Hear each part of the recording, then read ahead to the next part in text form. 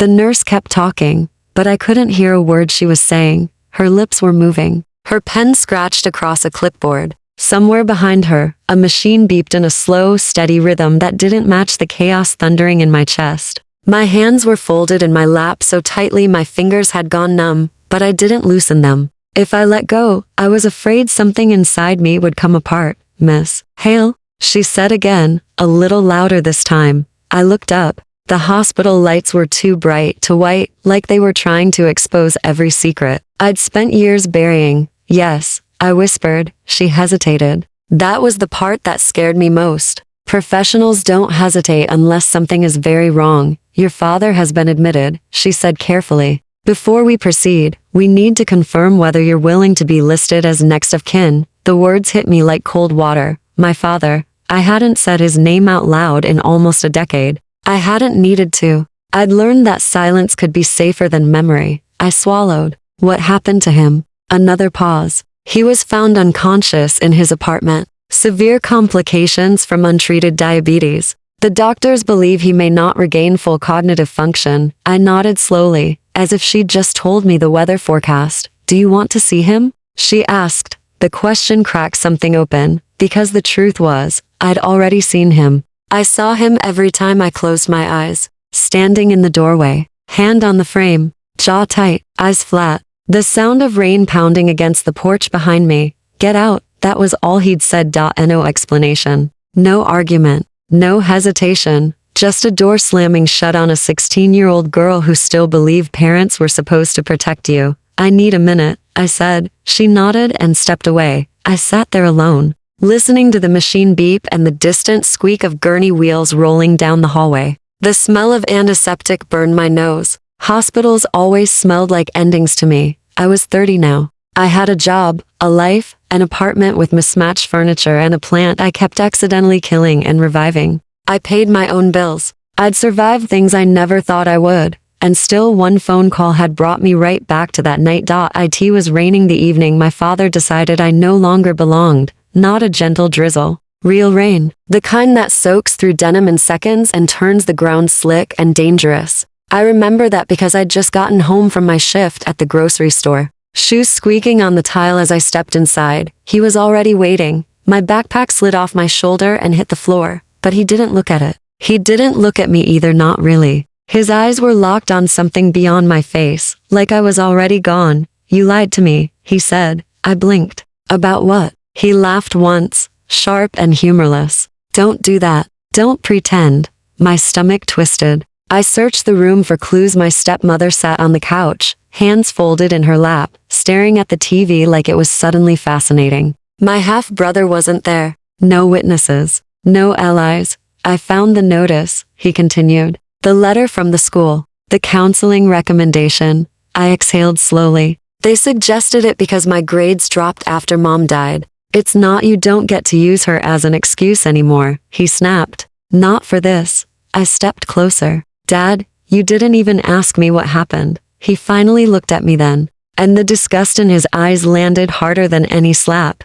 "I don't need to," he said. "I see what you're becoming." Something inside me went quiet. He walked past me, grabbed my jacket off the hook, and shoved it into my chest. Then he opened the door. Cold air rushed in. Rain sprayed across the floor. "You want to throw your life away?" he said. "Do it somewhere else." I stood there, frozen, waiting for him to stop, to rethink it, to remember I was his daughter. He didn't. The door slammed shut behind me. The lock clicked, and just like that, I was outside, alone, rain soaking through my clothes, porch light flickering like it couldn't decide whether to stay on or not. I knocked. Once, twice. "Dad?" I called. Nothing. I stood there longer than I want to admit, my hands still raised, knuckles aching, hope slowly draining out of me. When I finally stepped off the porch and into the rain, something fundamental shifted. That was the night I learned that love, to some people, is conditional, and I hadn't met the conditions. The nurse returned quietly. "Miss Hale?" I took a breath that felt too big for my lungs. "I'll see him," I said. Not because he deserved it, but because I needed to know after all these years whether the man lying in that hospital bed was still capable of regret, and whether I was strong enough to face him without breaking. I stood and followed her down the hallway. The beeping grew louder. So did my heartbeat, and I realized something unsettling. I wasn't afraid of seeing my father again. I was afraid that part of me still wanted him to be someone he never was. The hallway felt longer than it should have. Hospitals have a way of stretching time, of turning a short walk into a slow procession, where every step gives your thoughts more room to wander. My shoes squeaked softly against the polished floor, a sound that felt too loud in the quiet. The nurse walked a few steps ahead of me, her pace unhurried, professional, detached. For her, this was just another shift, another patient, another family story unfolding behind a thin curtain. For me, it was 13 years of silence, ending one fluorescent light at a time. As we walked, memories crept in without asking permission. The nights after he kicked me out were worse than the storm itself. People imagine the cold as the hardest part, but it isn't. Cold is physical. You can wrap yourself in it, move through it, endure it. What nearly broke me was the certainty settling into my bones that I was unwanted, that the man who was supposed to protect me had decided I was disposable. That kind of realization doesn't fade. It changes the shape of you.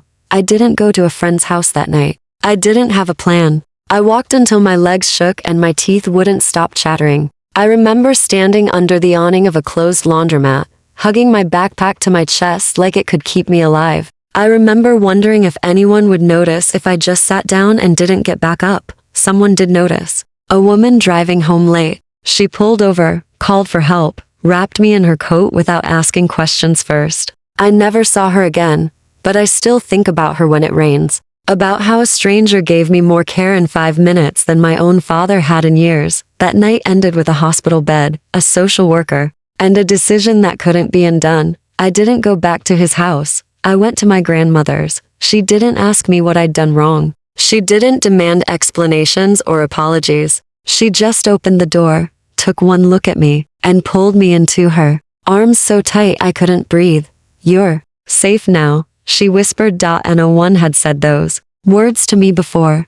The nurse stopped. "In front of a door, room for 1-2, she said gently. "He's awake, but he tires easily. If you want to leave at any point, just press the call button." I nodded, my throat suddenly dry. She opened the door and stepped aside. The man in the bed barely looked like the father I remembered. He was smaller, shrunken, almost. His hair, once thick and dark, was thin and gray, his face slack on one side, mouth pulled slightly downward. Tubes snaked around him, machines breathing and blinking where his strength used to be. For a moment, I didn't move. Then his eyes shifted toward me. Recognition flickered. Confusion. Then something else. Shock, maybe. Or fear.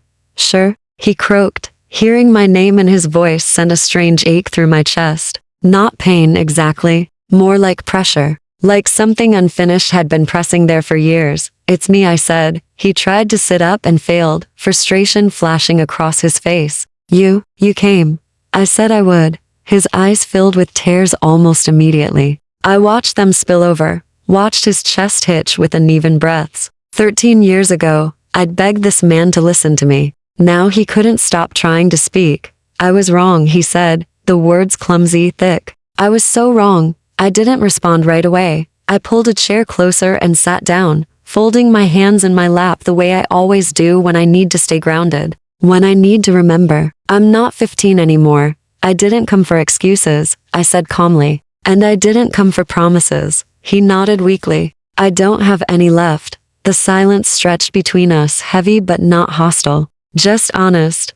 I lost a lot after that night," I continued. "But I also gained something. Independence, strength, a life that doesn't depend on whether someone else decides. I'm worth loving." His tears came faster now. "I should have protected you," he whispered. "I should have believed you." "Yes," I said. "You should have." I wasn't cruel about it. I didn't need to be. The truth was sharp enough on its own. I stood a few minutes later, feeling the conversation settle into something final. "I forgive you," I said. "Not because what you did was okay, but because I don't want to carry it anymore." His face crumpled with relief and grief all at once. I turned toward the door. As I stepped back into the hallway, my chest felt lighter. Not healed, not whole, but lighter. The rain outside had stopped, and for the first time, I realized something quietly powerful. That storm all those years ago didn't destroy me. It forced me to find my own way out. I didn't go back to my grandmother's house that night. I drove instead. Boston streets slid past my windshield in long ribbons of amber light, familiar and distant at the same time. I'd lived here for years, built a life brick by brick, promotion by promotion, relationship by relationship. But after seeing my father reduced to a frail body in a narrow bed, my hands were shaking too badly to sit still. Some wounds don't reopen with pain. They reopen with quiet. I parked near the harbor and sat there with the engine off, listening to the soft slap of water against the pier. The city smelled like salt and cold metal. 13 years ago, nights smelled like rain and asphalt and fear. Now they smelled like possibility. That contrast mattered. I thought about the house I'd been thrown out of, not the structure itself, but what it represented. Authority, judgment, a place where love was conditional and silence was rewarded. That house had taught me early that survival sometimes meant disappearing. And then there was my grandmother's house, the place that didn't ask questions before. Opening its door, Dorothy Reeves' home sat on a quiet street with trees old enough to remember when kids played outside until dark. The porch light was always on, even if she was asleep. She said it was for delivery drivers. I always knew it was for people who might need somewhere to land. When I first arrived there at 15, still shivering and hollow-eyed, she didn't say much. She wrapped me in a towel, handed me a mug of soup, and pointed toward the bathroom. Shower first, she said. We'll deal with the rest after. That was her magic. She didn't rush healing. She created space for it. The first night, I slept for 12 hours straight. No nightmares. No jolting awake to the sound of thunder or yelling. Just sleep. The kind that happens when your body finally believes it's safe. In the weeks that followed, she rebuilt me without ever saying that's what she was doing. Breakfast at 8. Homework before TV. Dinner at 6 sharp. Routine sounds boring until chaos has been your constant companion. Then routine feels like a miracle. She took me school shopping with a list written on the back of an envelope. Jeans, sweaters, sneakers that didn't leak when it rained. She didn't buy anything flashy, but everything fit. Everything was warm. Every purchase said the same thing. You belong here. At night, we'd sit at the kitchen table with a single lamp on, the rest of the house dark and quiet. She'd read, I'd do homework, and sometimes neither of us would speak for hours. Silence with her was never threatening. It didn't ask me to fill it with explanations or apologies. It simply existed. That's how trust grows. CPS interviews came and went. Questions were asked. Notes were taken. Faces hardened as timelines stopped making sense. Dorothy never hovered. She never coached me on what to say. She trusted the truth to stand on its own, and it did. But the hardest part wasn't the investigation. It was watching the image of my sister crumble. Karen had been my shadow growing up. Always just ahead of me, always praised, always believed. I'd spent years thinking something was wrong with me because I couldn't measure up to her.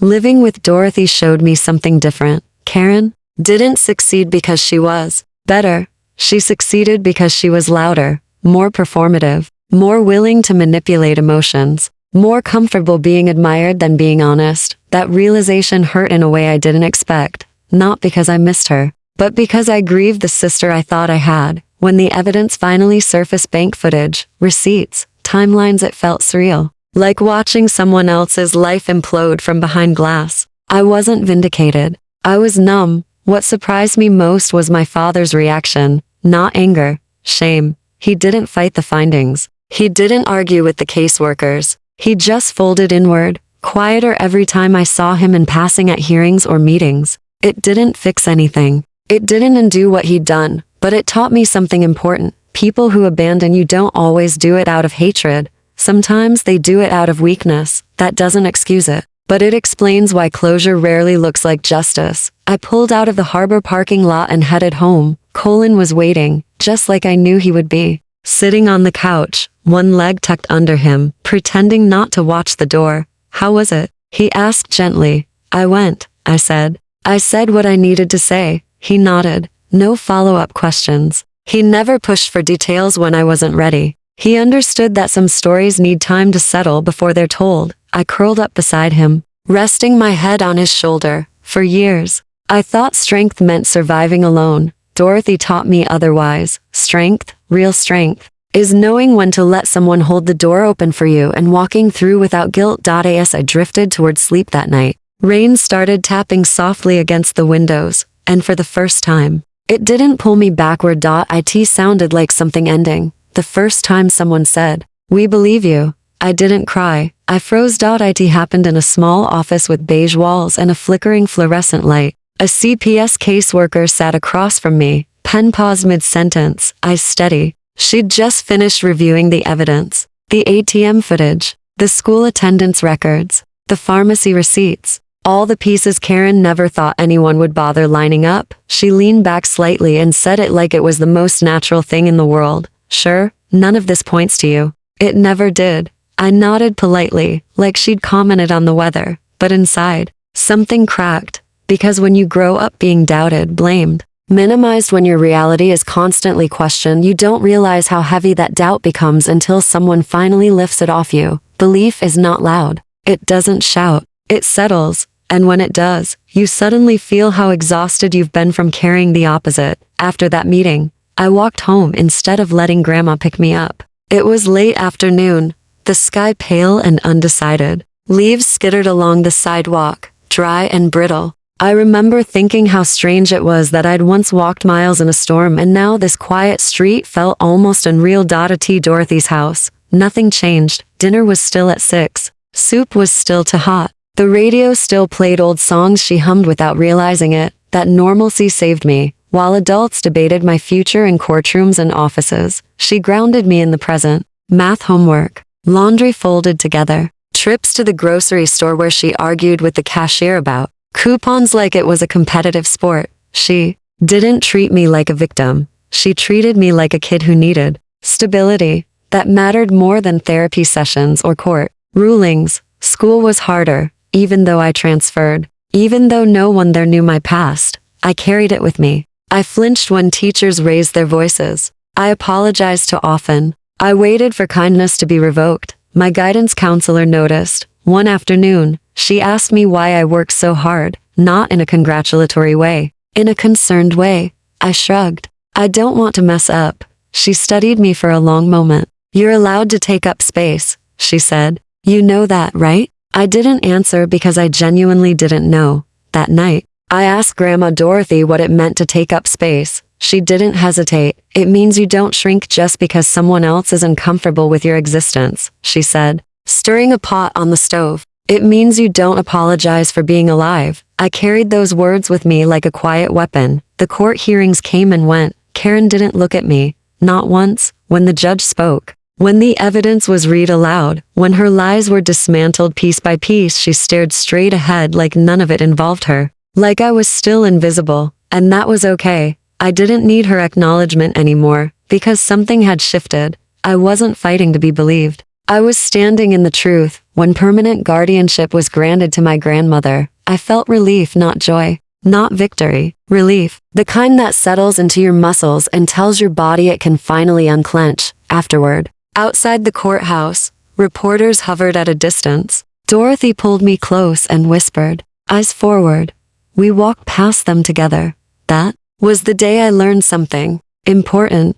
Justice isn't always loud. Sometimes it looks like a quiet walk away from people who tried to rewrite your story and failed. That night, I lay in bed staring at the ceiling, listening to the familiar sounds of Grandma's house settling, pipes ticking, floorboards creaking, a distant clock marking time. For the first time since I was 10 years old, I wasn't afraid of what tomorrow might bring. Not because everything was fixed, but because I knew this. No matter what happened next, I would never again beg someone to believe me. I had learned the weight of being believed, and I wasn't giving it back. Adulthood didn't arrive all at once. It arrived in pieces. In leases signed with my own name. In decisions no one double-checked. In the quiet realization that there was no authority left to blame or hide behind. After college, I stayed in Boston, not because it was part of some grand plan, but because it felt right. The city had space for reinvention. No one asked where I came from unless I wanted them to.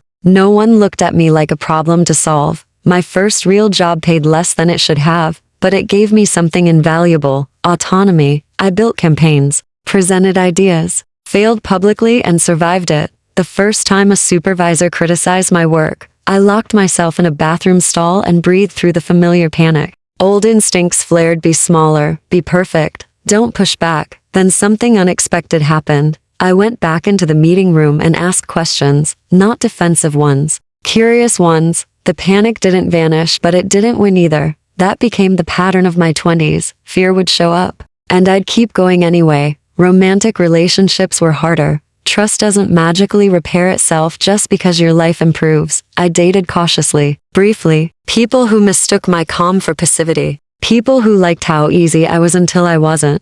One man once told me, "You're really low maintenance." I broke up with him the next day. I wasn't low maintenance. I was self-contained. There's a difference. Colin entered my life quietly. No fireworks. No dramatic entrance. We met at a charity event I was organizing for work. He spilled wine on my dress and apologized like he'd committed a felony. I laughed before I could stop myself. That laugh surprised me. We talked about books, about why he chose pediatric nursing, about how exhaustion can coexist with purpose. He didn't ask probing questions. He didn't try to impress me. He listened, really listened. It took months before I told him about my family. When I finally did, bracing myself for pity or shock, he just nodded. "That explains a lot," he said gently. "About how careful you are. Not what happened to you, but how you adapted." That was when I knew. Not everything healed neatly. There were setbacks, nightmares that returned without warning. Moments where a raised voice sent my heart racing. Times when I caught myself apologizing for existing. But I had tools. Now. Boundaries, language, choice, and a grandmother who still answered the phone no matter the hour. When the letter arrived, my father's letter, it reopened a door I'd carefully closed. I didn't rush the decision. I sat with it. I talked with my therapist, with Dorothy, with Colin. Everyone said the same thing in different ways. You don't owe him anything. They were right. But this wasn't about debt. It was about finality. I needed to know whether seeing him would reopen wounds or finally close them. I chose to go, not as his daughter seeking approval, but as an adult, reclaiming her narrative. That distinction mattered. Walking into the nursing home, I felt steady, sad, yes, but not small.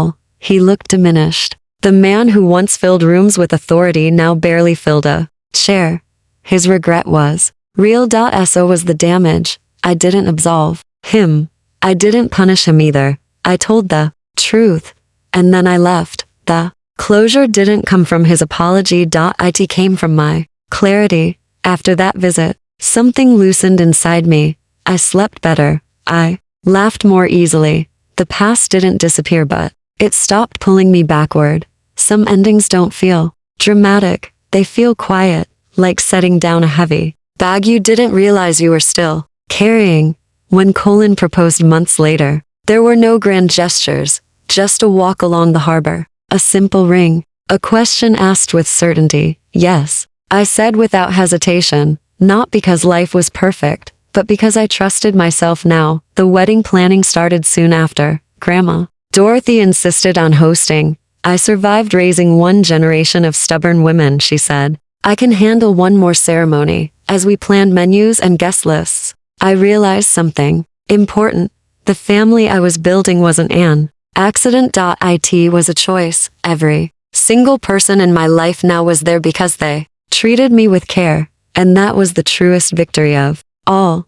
The morning of my wedding dawned quiet, not the nervous kind of quiet that feels like holding your breath, the peaceful kind. Sunlight spilled through the windows of my grandmother's house, catching dust motes in the air like tiny celebrations. The same house where I'd once arrived shaking and half frozen. The same kitchen where I learned how safety could feel ordinary. Now, it smelled like coffee, fresh bread, and flowers. Dorothy was already awake. Of course, she always was. I found her at the kitchen table, reading glasses on, going over a handwritten checklist. You sleep at all? She asked without looking up. Like a rock, I said. She smiled. Good, means you're ready. The day unfolded gently. No chaos, no drama, no storms. Friends arrived. Laughter filled the rooms. Colin's parents brought pastries. Someone spilled orange juice and it didn't feel like a disaster. At one point, I stepped outside alone. The garden was in full bloom, roses climbing trellises,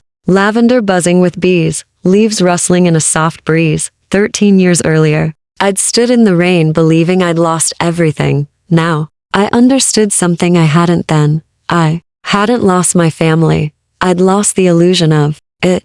And that loss made room for something real. When it was time to walk down the aisle, Dorothy took my hands. Her grip was firm, steady. "You don't need anyone to give you away," she said quietly. "You've already claimed yourself." I walked alone, not because I lacked support, but because I didn't need permission. Colin waited at the end, eyes bright, smile calm. No savior, no rescuer, just a partner. The vows were simple, promises grounded in choice, not obligation. When we said "I do," I felt something settle deep inside me. Not completion, continuity. Life wouldn't stop being complicated, but it would be honest. Later, as the sun dipped lower and music filled the yard, I caught my reflection in a window. I didn't see the girl who'd been discarded. I saw a woman who survived without becoming hardened, who learned when to forgive and when to walk away, who built a life that didn't require suffering to justify joy. My phone buzzed once during the reception, a message from an unknown number. I didn't open it. Some chapters don't need rereading. That night, after everyone left and the house grew quiet again, I sat with Dorothy on the porch. She handed me a blanket out of habit. "Funny thing," she said, watching the stars. "Storms don't last forever. Even the worst ones." I leaned my head on her shoulder. "No," I said, "but they change the landscape." She nodded. "Sometimes for the better." In the years since that October night, I've learned this. You don't heal by erasing the past. You heal by understanding it no longer controls you. I didn't get justice because someone apologized. I got justice because I refused to let lies define me, because I chose safety over familiarity, truth over comfort, myself over silence. Rain still makes me pause sometimes. October still carries weight, but it also carries meaning. It reminds me how far I've walked, and how I never walked alone. Once I learned to stop believing I deserve to be abandoned. Some storms try to break you. Mine taught me where I belong, right here. Silence doesn't end when the noise stops. That was something no one told me. When the court dates were over, when the paperwork was signed, when my father stopped calling and my sister disappeared behind restraining orders and consequences, the world expected me to move on. Teachers smiled like I was fixed. Adults congratulated my grandmother on handling things. People said things like, "At least it's over now," as if trauma came with a clear finish line. But silence lingers. It sits in the corners of your mind. It waits for quiet moments. It asks questions no one else thinks to ask. At 16, living with Grandma Dorothy, I learned how loud silence could be. It showed up late at night when homework was done and the house was still. It showed up when I folded my clothes and realized no one was going to sabotage them anymore. It showed up when I caught myself listening for footsteps that weren't coming. For years, my life had been shaped around avoiding conflict, minimizing myself, staying invisible enough to survive. Now that I was safe, my body didn't know what to do with that freedom.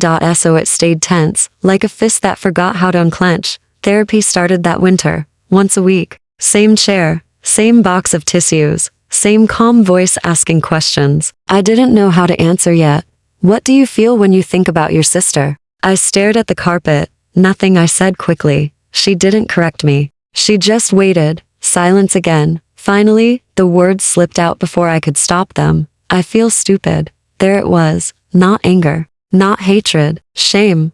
I felt stupid for not seeing it sooner. For believing I was the problem. For shrinking to make room for someone else's cruelty. The therapist nodded slowly. "Abuse that's subtle is often the hardest to recognize," she said. "Especially when it comes from family." I wanted to scream at how unfair that was. Subtle abuse doesn't leave bruises. It leaves doubts, and doubts are harder to prove, harder to explain, harder to heal. At school, I became known as the responsible one. Straight A's, never late, never disruptive. Teachers praised my maturity like it was a compliment, not a survival skill I'd been forced to develop too early. One afternoon, a classmate joked, "You're like, weirdly calm all the time." I laughed it off, but later, alone, I realized something uncomfortable. I wasn't calm. I was controlled. Control had kept me alive, and letting go of it felt dangerous. Grandma. Dorothy noticed before anyone else. She always did. One evening, while we were washing dishes together,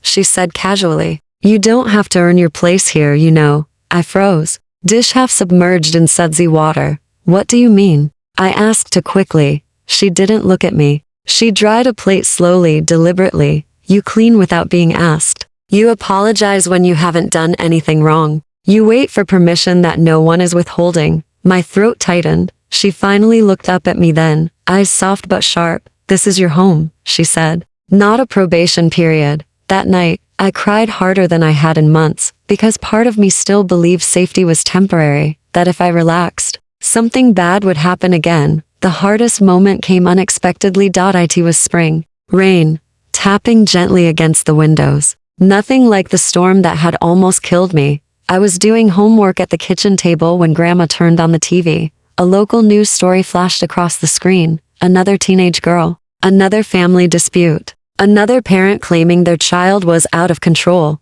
My chest tightened. I felt 14 again. 15. Standing on a porch. Soaked and shaking. Without realizing it, I stood up and turned the TV off. Grandma didn't protest. She just said quietly, "That still hurts, doesn't it?" I nodded, yes, and then she did something unexpected. She reached across the table and took my hands. "You didn't just survive," she said. "You exposed a lie. That matters. Even when it hurts." That was the first time I saw my story as more than something shameful that happened to me. It was something that revealed the truth. As the months passed, I started to change.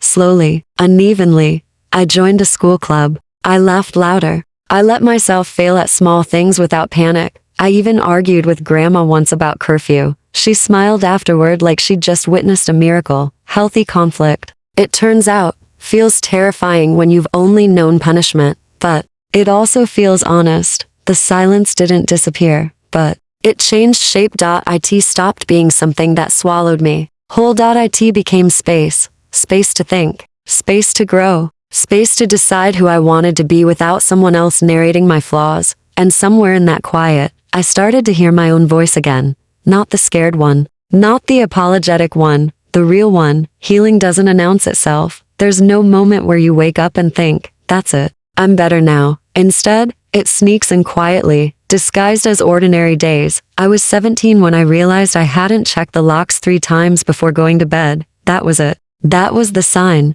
Not joy. Not confidence. Not forgiveness. Just the absence of fear where fear used to live. By senior year, Grandma Dorothy stopped hovering. Not because she didn't care but because she trusted me. That was new. Trust had always felt conditional before. Something you earned by being perfect, quiet, compliant. With her, trust felt steady, like gravity. Always there, whether I noticed it or not. I got my first part-time job at a bookstore downtown. Nothing glamorous. Minimum wage. Dusty shelves. Customers who argued about return policies like it was a constitutional issue. But I loved it. Books had always been my refuge. And now they were my responsibility. The manager once told me, "You're unusually reliable for someone your age."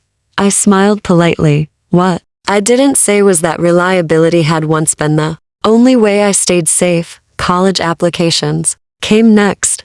That word college used to feel abstract, like a life meant for other people. People with parents who help them tour campuses and fill out forms and dream out loud. Grandma Dorothy sat with me at the kitchen table. Stacks of paperwork between us. "You can go anywhere you get in," she said. "Money's handled. Your trust is intact. No one touches it without court oversight." The way she said it calm, final made something shift inside me. For years, my future had felt like something other people could steal. Now it felt protected. I applied to 6 schools, got into 4. When the acceptance letters came, I cried in the bathroom so no one would see. Not because I was sad, because success still felt dangerous, like it might be taken away if I celebrated too loudly. The summer before college, I ran into my father for the first time since. Court.it was at the grocery store. Of all places, he was thinner, older. His shoulders slumped like gravity had finally caught up with him. He froze when he saw me. So did I for a moment. We just stared at each other between the cereal aisle and the canned soups. Then he spoke. "Sherry, My name sounded wrong in his mouth. I waited for an apology, for regret, for anything. Instead, he said, "You look fine." Not "I'm sorry." Not "I was wrong." Just "fine." Something in me settled then. Not anger, clarity. "I am," I said, and I meant it. I walked away before he could say anything else. Later, I realized that was the first time I'd chosen myself without hesitation. College was freedom and terror wrapped together. Dorm rooms, new faces, no one who knew my past. For the first time, I could introduce myself without a backstory attached. Just sure. Marketing major. Likes books and quiet coffee shops. I struggled at first. Authority figures still made my chest tighten. Conflict still made my palms sweat. But every time I spoke up in class, every time I said no, every time I took up space without apologizing, something rewired itself. I wasn't becoming fearless. I was becoming brave. There's a difference. Karen tried to contact me once, a year into college, a message through a distant relative. She wanted to talk. She wanted closure. She said she'd changed. I stared at the email for a long time, then I deleted it. Closure, I'd learned, doesn't come from people who broke you. It comes from deciding you're done explaining yourself. The day I graduated college, Grandma Dorothy cried harder than I did. She hugged me tightly and whispered, "You did this." And for once, I didn't argue. I had. Every step forward had been mine, not because I was alone, but because I was finally supported without strings. Now, at 28, I understand something I couldn't back then. Survival teaches you how to endure, but safety teaches you how to live. I didn't just escape my past, I outgrew it. And the girl who once collapsed on the side of a road in the rain, she didn't disappear. She became the foundation